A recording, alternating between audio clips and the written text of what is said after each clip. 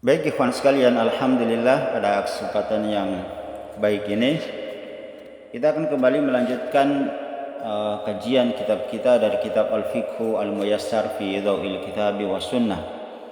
Sekarang kita sudah masuk pada Al-Babu Hadi Ashar, bab yang ke-11, yaitu tentang fi salatil khauf, yaitu tata cara pelaksanaan salat khauf, yaitu salat ketika seorang dalam kondisi peperangan, ya, atau sholatnya orang dalam kondisi genting, atau sholat dalam kondisi terjadi rasa takut, ya, seperti terjadi gempa bumi, tsunami, ataupun nanti ada beberapa contoh yang akan disebutkan oleh penulis di sini terkait dengan pelaksanaan sholat khauf ini. Wa fihi masail, dan di sini ikhwan sekalian ada beberapa permasalahan yang kita akan bahas sesuai apa yang telah ditulis oleh penulis dalam kitab Al-Fiqhu Al-Muyassar fi Dhawil Kitabi wa Sunnah di sini. Kata penulis di sini ikhwan sekalian, hadza huwal uzru as-salis. Jadi salat khauf ini adalah merupakan salah satu uzur dari yang tiga.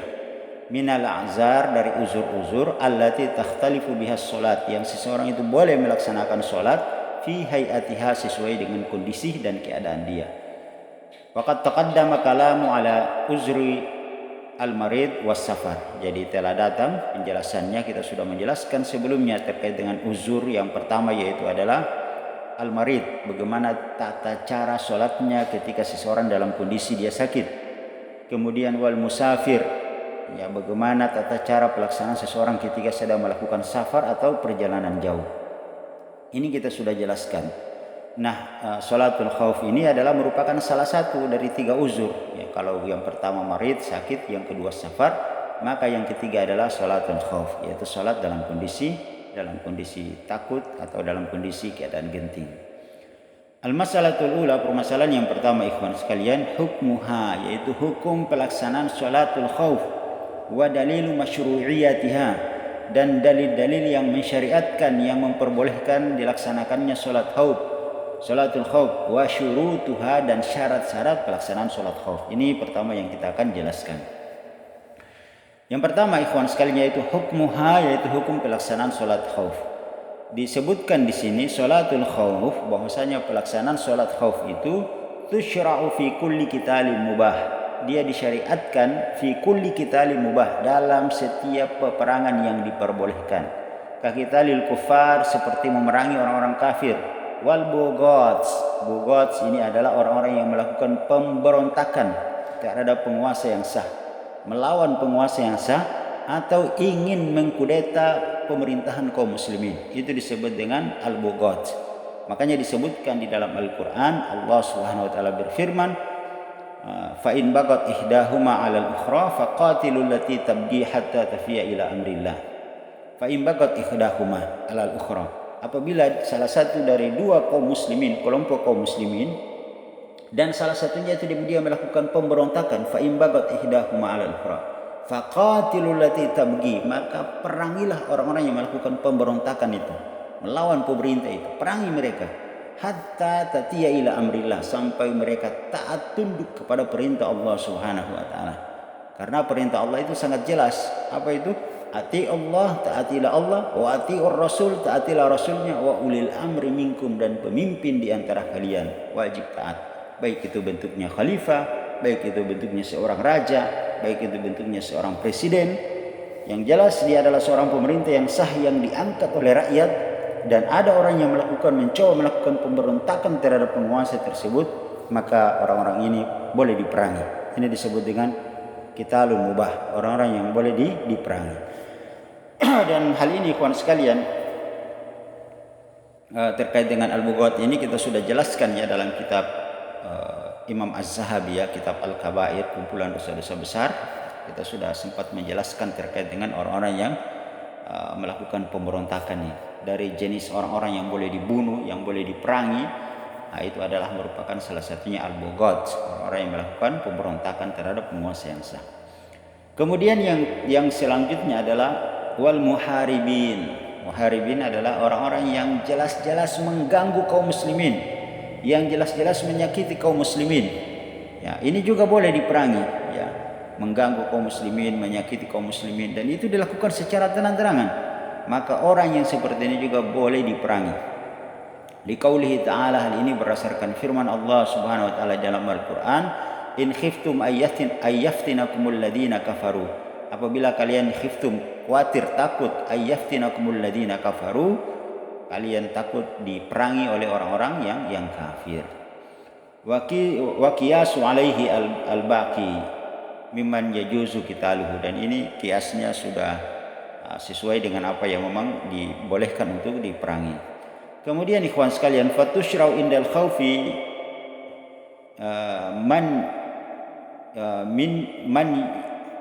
man hujumul adu min hujumil adu, ya, fatusyrau indal khaufi min hujumil adu, dan disyariatkan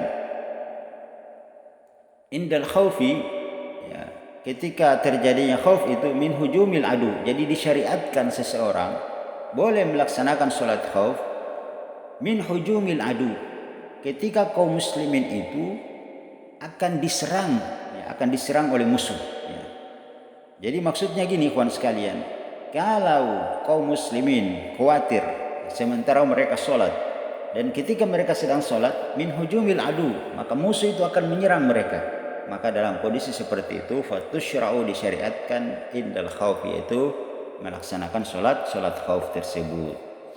Awil harbi min aduwi in kana al harbi mubah, atau ketika peperangan itu sedang bergejolak, ya, di tengah-tengah peperangan sedang bergejolak, in kana al harbi mubah, dan itu adalah peperangan yang memang diperbolehkan. Wa yadkhulu fil aduwi kullu aduwin adamiyan aw sab'an, dan seluruh wa yadkhulu, dan masuk fil aduwi, namanya musuh itu, kullu aduwin, setiap musuh, adamiyan au sab'an, yang jelas-jelas mengganggu kaum muslimin atau memerangi kaum muslimin, mimma yakhaful insan ala nafsihi minhu, atau juga bisa jadi selain peperangan, bisa juga kapan terjadinya salat khauf, yaitu mimma yakhaful insan, ketika seseorang itu dia takut ala nafsihi, terhadap jiwanya, minhu, jadi ada seorang terancam jiwanya, terancam keselamatan dirinya, terancam keselamatan keluarganya. Ya, maka dalam kondisi seperti ini juga, dalam rangka dia membela diri, mempertahankan diri, maka dia boleh melawan, dan dalam kondisi seperti itu dia boleh melaksanakan sholatul khauf sesuai dengan kondisi dan keadaan dia. Kasailil ladzi yuridu ahluhu wa maluhu, seperti misalnya ada seorang kasail. Kasail ini adalah orang yang menagih hutang. Kalau kita sekarang ini disebut dengan debt collector, ya. Alladzi yuridu ahluhu wa maluhu, yang penagih hutang ini itu mengancam hartanya, ahlihi, mengancam keluarganya, mengancam dirinya, au malihi, atau mengancam hartanya, ya. Dia dikejar oleh seorang penagih hutang. Wal gharimiz zalim, atau juga penagih hutang yang zalim, wa ghairi dzalik, atau yang semisalnya. Jadi dia khawatir kalau dia tidak lari, dia tidak menghindarkan diri, maka dia akan terancam keselamatan keluarganya, terancam keselamatan hartanya, bahkan terancam juga keselamatan dirinya. Maka dalam kondisi seperti ini dia juga termasuk orang yang diperbolehkan untuk melaksanakan sholatul khauf. Jadi sholat khauf itu ikhwan sekalian bukan cuma sekedar terjadi peperangan, ya. Dalam kondisi-kondisi apapun yang menyebabkan kita itu dalam kondisi takut, genting, atau keadaan-keadaan yang lain yang memang pada saat itu kita tidak bisa melaksanakan sholat sesuai dengan lazimnya, ya, kondisi kita, maka ya, sebagaimana biasanya kita melakukan sholat, maka dalam kondisi seperti itu dia sholatu fi hayatiha, dia sholat sesuai dengan kondisi dan keadaan dia. Kemudian yang kedua ikhwan sekalian, dalil masyru'iyatiha, dalil disyariatkannya pelaksanaan sholat khauf ini. Wa dalilu ala masyru'iyatiha, dan dalil pelaksanaan salat khauf Alkitab was sunnah, yaitu berdasarkan dalil dari firman Allah Subhanahu wa taala di dalam Al-Qur'an, was sunnah, begitupun dari hadis-hadis Nabi sallallahu alaihi wasallam, wal ijma', dan kesepakatan para ulama. Ammal kitab, adapun dalil dari Al-Qur'an, yaitu fa qauluhu ta'ala, Allah Subhanahu wa taala berfirman di dalam Al-Qur'an, wa idza kunta fihim, apabila kamu berada di tengah-tengah mereka.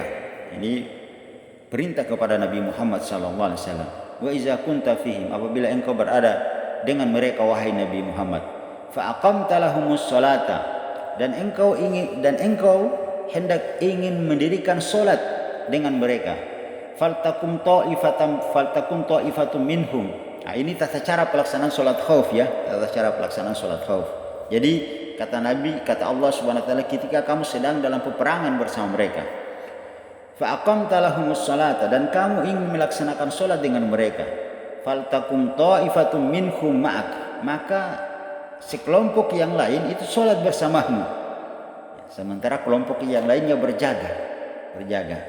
Wal ya'khuzu asliyatahum. Jadi kelompok yang pertama yang salat bersama Nabi atau bersama imam itu wal ya'khuzu asliyatahum, salat sambil memegang senjata.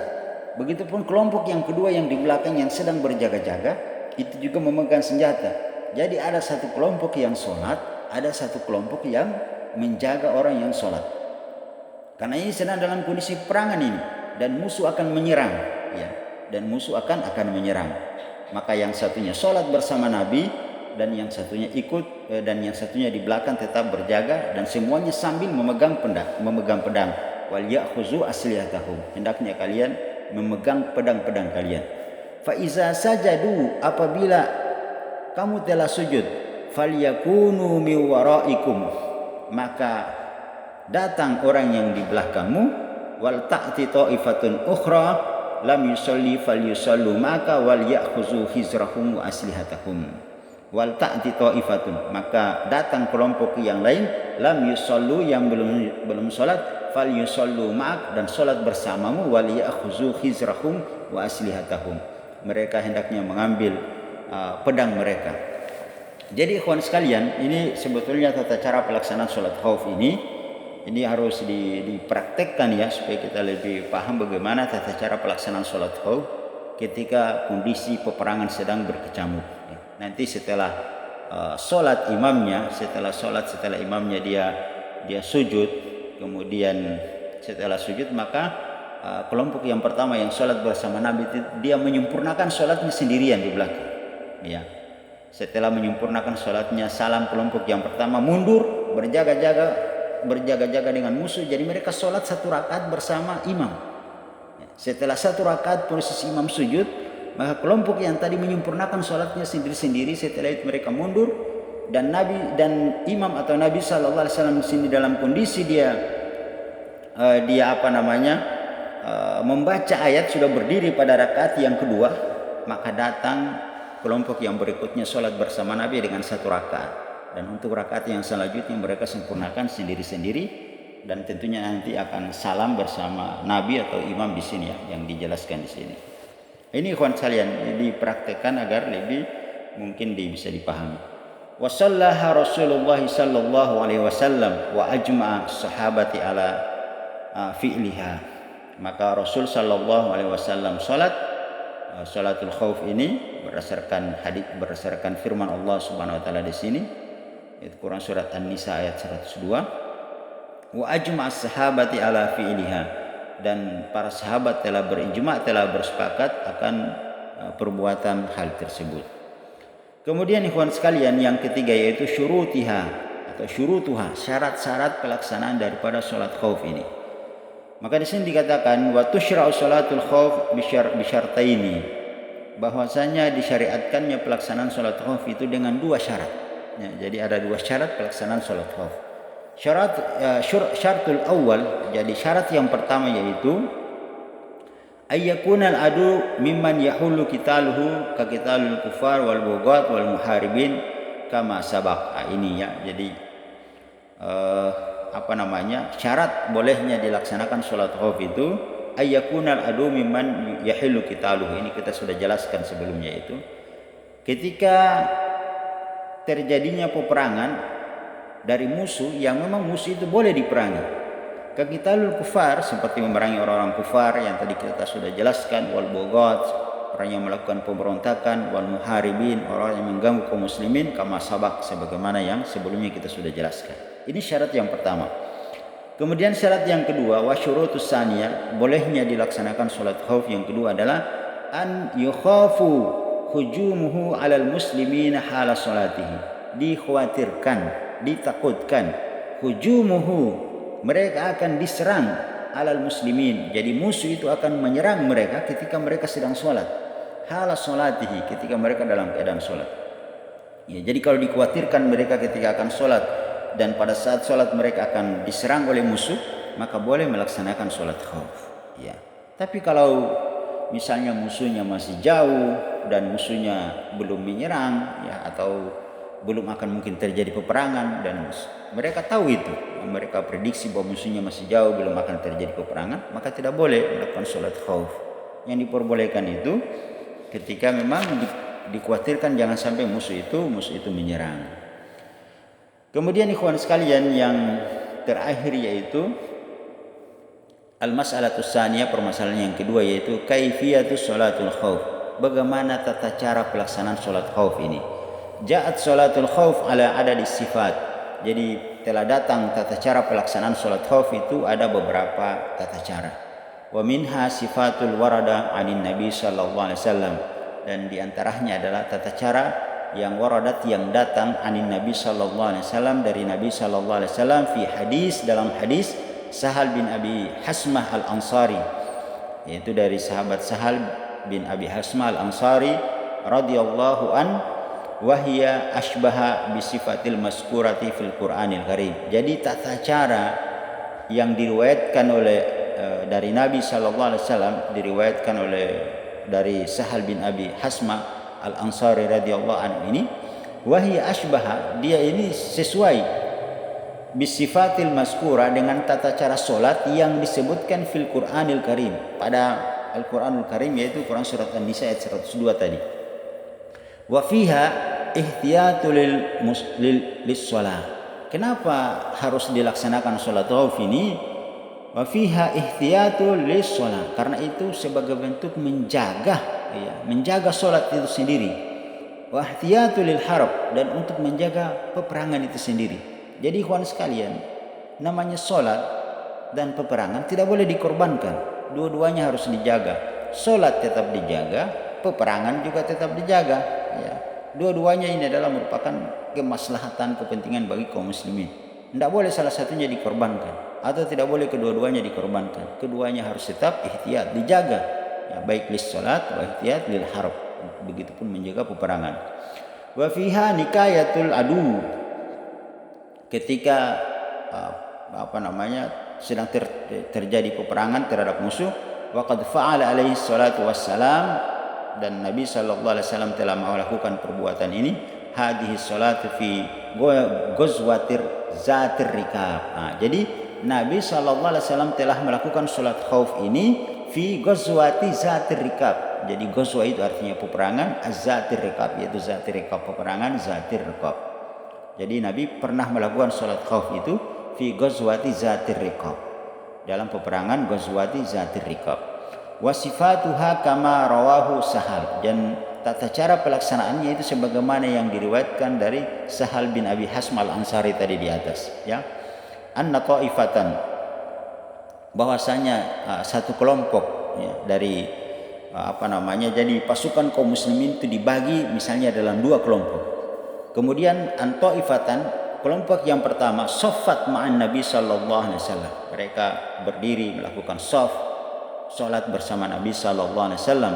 Wa ta'ifatan, dan kelompok yang lainnya, wijahal adu, mereka menghadapi musuh, ya. Jadi kelompok yang pertama salat bersama Nabi, dan kelompok yang kedua itu mereka berhadapan dengan musuh, ya. Fasalla billati ma'hu rak'atan.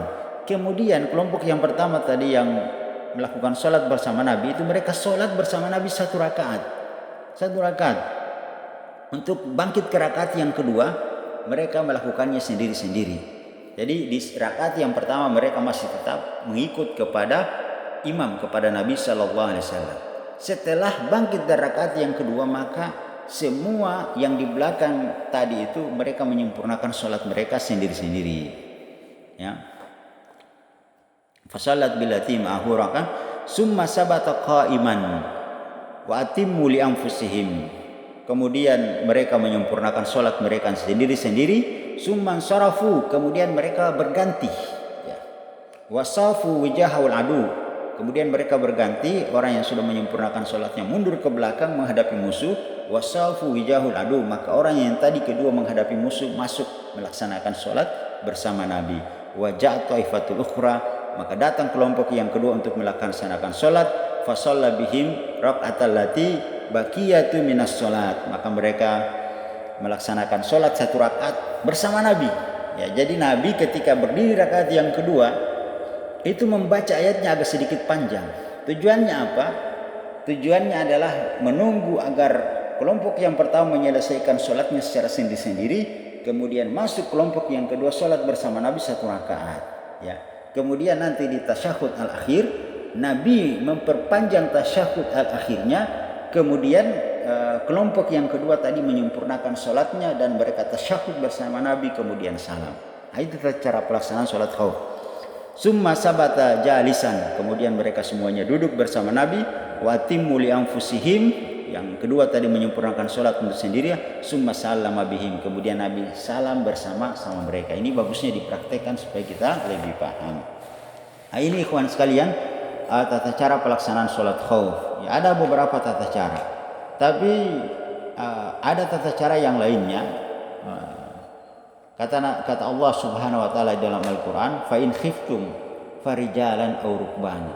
Kalau memang kondisi peperangan itu tidak ada waktu untuk kita melaksanakan sholat berjamaah, maka fa in khiftum, betul-betul dalam kondisi peperangan yang berkecamuk, farijalan aw rukbanan, maka kalian boleh sholat baik dalam kondisi kalian sambil berlari, sambil berjalan, farijalan aw rukbanan, atau kalian sambil mengendarai onta kalian, mengendarai kuda-kuda kalian, kendaraan kalian, boleh sholat.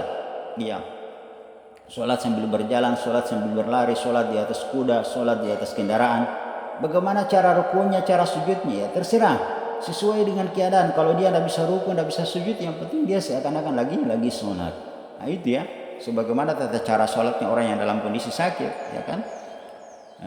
Apabila tidak bisa berdiri, sallu qa'iman fa illam yastati fa qa'idan fa illam yastati fa ala janbin. Kalau tidak mampu dalam keadaan duduk, tidak mampu dalam keadaan berbaring, kalau tidak bisa cukup dengan isyarat di dalam hati. Kan seperti itu. Selama seseorang masih memiliki akal, tetap dia wajib melaksanakan sholat. Begitupun dalam kondisi peperangan ini, dia sholat sesuai dengan kondisi dan keadaan dia. Tidak bisa sujud, tidak bisa ruku dalam kondisi dia berjalan, farijalan aw rukbanan, dalam kondisi berlari, atau dia dalam kondisi sambil mengendarai kuda, kendaraan, maka dia boleh melaksanakan sholat sesuai dengan kondisi dan keadaan dia. Jadi itu ikhwan sekalian ya, terkait dengan tata cara pelaksanaan sholatul khauf ini. Ada bagus memang kalau dipraktekkan. Namun kondisi peperangan dahulu di zaman sahabat, di zaman Rasul sallallahu alaihi wasallam, dengan kondisi peperangan yang terjadi di zaman kita saat ini berbeda ya. Sekarang kan alat-alat peperangan semakin canggih ya. Dulu musuhnya itu saling berhadapan di medan perang ya, dengan kuda, dengan onta, mereka saling berhadapan-hadapan. Sekarang tidak. Sekarang musuhnya terkadang menggunakan pesawat terbang di atas ya. Musuhnya ada dalam tank ya, dan seterusnya ya. Maka dalam kondisi seperti ini, kata Syekh Al-Utsaimin rahimahullah, maka seseorang itu sholat sesuai dengan kondisi dia. Kalau misalnya musuhnya menggunakan pesawat, ya antum jangan sholat di bawah, cari tempat yang aman. Intinya bagaimana antum menjaga sholat dan menjaga agar peperangan itu tetap terjaga, tidak menyebabkan tercerai-berainya pasukan kaum muslimin. Kemudian juga tidak, dalam kondisi seperti itu pun kita tidak menyia-nyiakan terkait dengan pelaksanaan sholat. Nah inilah ikhwan sekalian syariat kita ya, terkait dengan pelaksanaan sholat, dan menunjukkan pentingnya daripada pelaksanaan sholat ini. Bahkan orang dalam kondisi musafir, dalam kondisi sakit, dalam kondisi khauf sekalipun, kita tidak boleh meninggalkan sholat. Artinya apa? Bahwa tidak ada alasan bagi seorang tidak melaksanakan sholat, kecuali ada beberapa orang yang tidak boleh, tidak mengapa, tidak, bahkan memang tidak diwajibkan melaksanakan sholat. Siapa? Yang pertama adalah anak kecil sampai dia dewasa. Kemudian yang kedua adalah orang yang tertidur sampai dia bangun. Kemudian yang ketiga adalah majnun, hatta yufiqo, orang yang gila sampai kembali sehat akalnya. Jadi selama antum tidak gila, antum tidak tidur, antum bukanlah anak-anak kecil, maka dalam kondisi apapun antum wajib melaksanakan sholat. Selama akal antum masih sehat, ya, masih bisa digunakan akal antum, maka antum wajib sholat sesuai dengan kondisi dan keadaan antum. Wallahu taala alam, wallahu taala alam.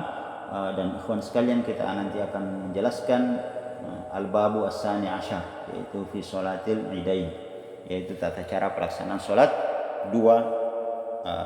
dua id, yaitu Idul Adha dan Idul Fitri, 2 hari raya, ya, yaitu Idul Adha wa Idul Fitri, dan ini kita akan jelaskan insyaallah pada pertemuan yang akan datang. Semoga bermanfaat. Subhanakallahumma bihamdik, asyhadu an la ilaha illa anta, astaghfiruka wa atubu ilaik. Assalamualaikum warahmatullahi wabarakatuh.